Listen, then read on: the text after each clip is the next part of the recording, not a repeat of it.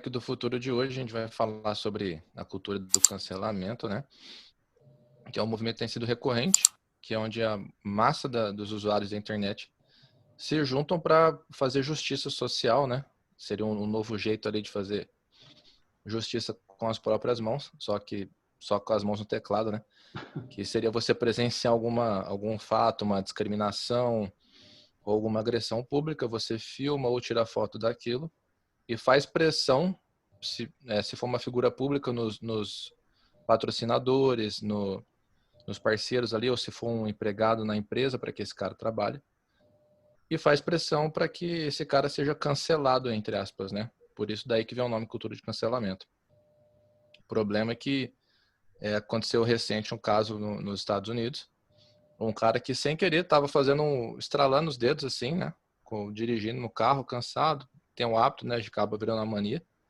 E alguém de longe viu, identificou esse gesto dele como racista, né? Como um cumprimento assim racista e acabaram com a vida do cara. Ele perdeu o melhor emprego da vida dele, não consegue mais achar emprego e tá nesse dilema aí. A vida dele foi cancelada e ele é inocente, né? As pessoas acham que isso é coisa de criança, né? Ah, é bobinho, cancelamento. É coisa de gente que faz com youtuber, né? Ou com um youtuber com outro, uma galera junta e cancela alguém. Mas o cancelamento, nessa instância, chega na vida real das pessoas, né? Então, o que acontece? Você está lidando com a vida, alguém tirou uma foto do cara num estalar de dedo, né? E já cravou que ele é aquilo ali, né? Algumas pessoas buscam, né, através disso, uma justiça social, acusar algum problema, mas qualquer coisa que você vai lá e pega só um panorama estático daquilo, né? Se a gente tirar uma foto do céu agora, a gente vai pegar umas estrelas que estão nesse momento. Significa que as estrelas elas ainda estão lá ou não? Ou será que elas já morreram? Ou será que os planetas ainda estão no lugar onde eles estão? Você tirar uma foto de alguma coisa ou de uma instância, né? É muito danoso para uma visão geral de sociedade de um ato. Você pode pegar no momento errado, na hora errada, e não só cancelar a vida da pessoa, mas você dá uma transformação em alguns aspectos da sociedade que você não tem como voltar atrás. Não é só matar uma pessoa especificamente. Você pode trazer desdobramentos para pessoas em seguida aprendendo com aquilo ali, entendendo que não pode ter, entendeu? Não pode ter nenhum tipo de perdão para quem faça algum gesto que muitas já não estavam nem sabendo daquilo ali, né? Alguns gestos não são com o intuito de vir abaixo com muito do que a sociedade traz de ruim, né? Simplesmente um gesto, algumas vezes, né? Você pode pegar alguém fora de contexto, muito fácil, né? Você pode, às vezes isso é polêmica dentro do jornalismo, você montar uma imagem, né, fora do contexto, com um específico ângulo, com um determinado... Aqui, ali, ainda mais agora a gente está entrando na era aí de deepfake, né? É muito fácil de você montar uma situação e você eliminar um desafeto que você tem na vida pessoal, ou um inimigo público, ou talvez um oponente aí na sua área de atuação, na sua carreira política, na sua carreira na empresa. Fica fácil. A gente tem um sistema legislativo que demorou para construir na forma que ele está hoje, que você garante, né, pelo menos que a pessoa, culpada ou não, quem vai determinar isso é a justiça, ela tem que passar por todas as instâncias com direito a uma defesa digna. A gente está criando um júri cibernético, né? Porque, na verdade, aliás, até passa por cima disso, que é um júri cibernético, mas talvez tenha começado com uma pessoa, aquela pessoa se viu no direito de fazer a função de um juiz, né? De ela julgar a pessoa sem ter as provas necessárias, talvez com uma prova pega fora de contexto. Existe dentro da como a gente lida com a acusação, que tem provas que são circunstanciais. Elas não são provas que comprovam que a pessoa cometeu aquele crime, né? Ou que não tem um conjunto de provas que pode levar ao julgamento e a culpabilidade de alguém.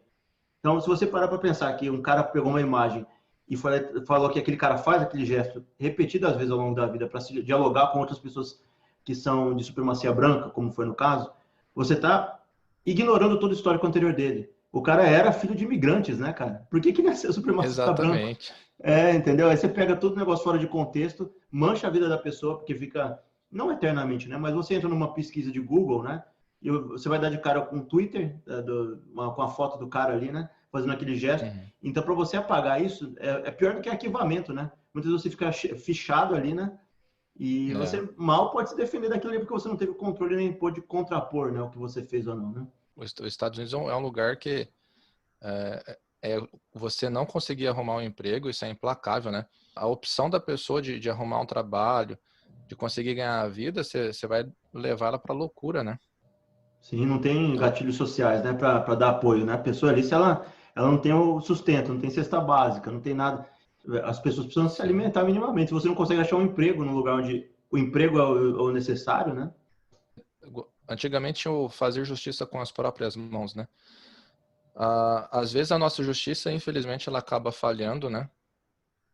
Mas assim, às vezes acontecia também da pessoa sentir ter um sentimento de raiva, né? Um sentimento ali passional e exagerar na reação dela, né? Por exemplo, sei lá, alguém matou a sangue frio alguma pessoa da sua família. No momento você reagiu com a mesma força e você matou essa pessoa. Pelos olhos da lei é praticamente igual, né? Você agiu na medida que agora alguém passou à sua frente na fila do mercado, você vai lá e mata o cara. Você exagerou na força. Ainda que esse cara tenha sido racista, será que justifica você deixar ele pro resto da vida sem um emprego? Né? Talvez ele deveria ter passado por um julgamento, de maneira servindo numa comunidade de minoria, numa comunidade num bairro negro, num bairro de imigrante, de aprender a lidar com o diferente, para ele aprender se ele fosse, né, provado que ele fosse um cara racista mesmo. Então, quem deu poder para o povo fazer isso, entendeu? Agir dessa maneira. Tem uma ficção boa, né? Que é aí saindo um pouquinho do campo do cancelamento, né?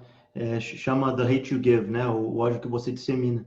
E no fim tem uma cena dessa, que o menininho, uma criancinha negra, né, no bairro negro, tá o pai dela e o tio disputando, e o tio, se eu não me engano, ele é dono do tráfico, né, no bairro. E o menininho, para proteger o pai, já pega na arma e aponta, num momento bem dramático do filme. Então, o ódio que você dissemina, que é a frase do Tupac, né, que eles usam como base, que você dissemina nos pequenos, ele vai se propagando e vira uma coisa gigantesca, que depois vira um problema de escala social, né? Vira um problema sistêmico, que você vai disseminando o ódio entre pessoas e vai tornando isso. Então, muitas vezes as pessoas querem chegar numa igualdade social, igualdade racial, e no processo eles estão cometendo as injustiças no processo, né? Então, a fruto de injustiça para chegar na justiça é meio contraditório, né? A gente chega num ponto que se a gente bate tanto e a gente vai lá e opõe tanto aquilo ali e exagera na força, a gente está fazendo o efeito contrário do que a gente está querendo chegar, né? E aí viram algo problemático. Lembrando de um caso que não é cancelamento, mas aconteceu através da ignorância das pessoas, que muitas vezes acontece no cancelamento, a ignorância plena, né?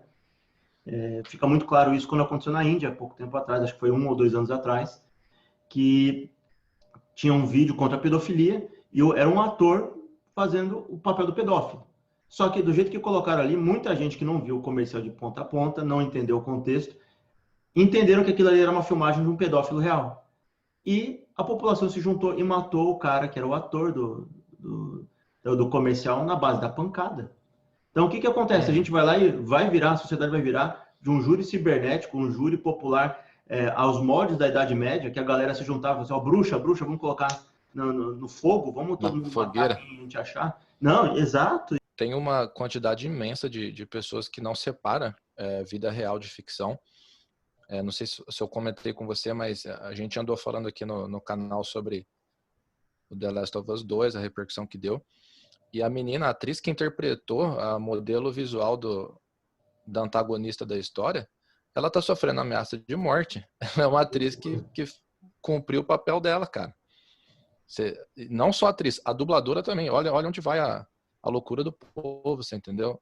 E não são todos, mas é uma porcentagem de pessoas assim, cheia de ódio, que tá com poder ilimitado na mão praticamente, né? Aconteceu uma coisa assim, mais ou menos parecida, não sei se eu cheguei a comentar com você. O ator Danny Masterson lá, que fez o 70 Show lá nos anos 2000, comecinho dos anos 2000, e tava fazendo o rancho agora no Netflix. Você não pode, cara. O cara não foi condenado, Billy, ele não pode sofrer sanção, cara. É verdade. Só que aí o que acontece? O capitalismo está moldando de acordo com essas militâncias que estão trabalhando para esse lado, né? E aí que é o problema, né? Lidar com militância sem pensamento, você ganhar dinheiro em cima dos movimentos. Que aí eu sempre tenho aqui esse problema de lidar. Pessoas falam de apropriação cultural. Quando alguém vai lá e faz um mohawk, né? Ou faz alguma coisa meio específica, né? Mohawk para os indígenas, né? Ou fazer um corte mais afro. É nessa hora que eu fico meio no meio do caminho, porque muita marca utiliza de má forma, não, de má fé, movimentos socioculturais, né? E ganha dinheiro à torta e direito, só porque aquele movimento, né, tem uma militância em volta dele, né? The Last of Us 2 fez isso. Exato. Em cima e embaixo.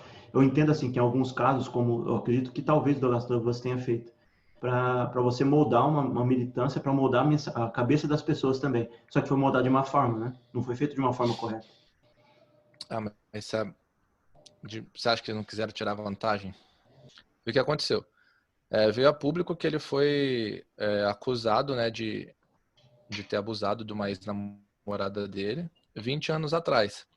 Não vou entrar nem no mérito aqui de certo ou errado, é uma acusação grave, tem que ser investigado a fundo, né? É uma prática, assim, intolerável. Mas a questão foi o seguinte, ele não foi condenado, não foi provado nada, e a Netflix, com medo da cultura do cancelamento, simplesmente cortou o cara, né? Vamos por lá na frente, descobre que ele era inocente. Você ferrou a carreira do cara, você estragou a série dos fãs, porque você tirou um personagem que era extremamente querido.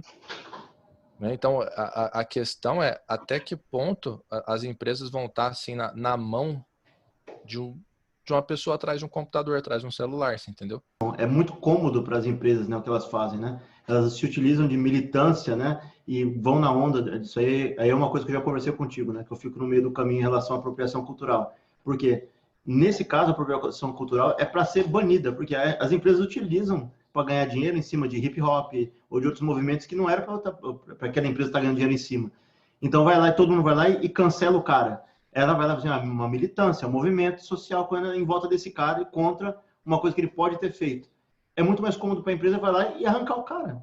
E não pensa assim, olha, vamos ficar com o cara aqui para ver se realmente ele foi acusado. Não. O que é mais vantajoso para ela economicamente, para não perder lucro, né? Para o povo não rejeitar a série, vamos lá e tira o cara. É muito fácil fazer isso, né?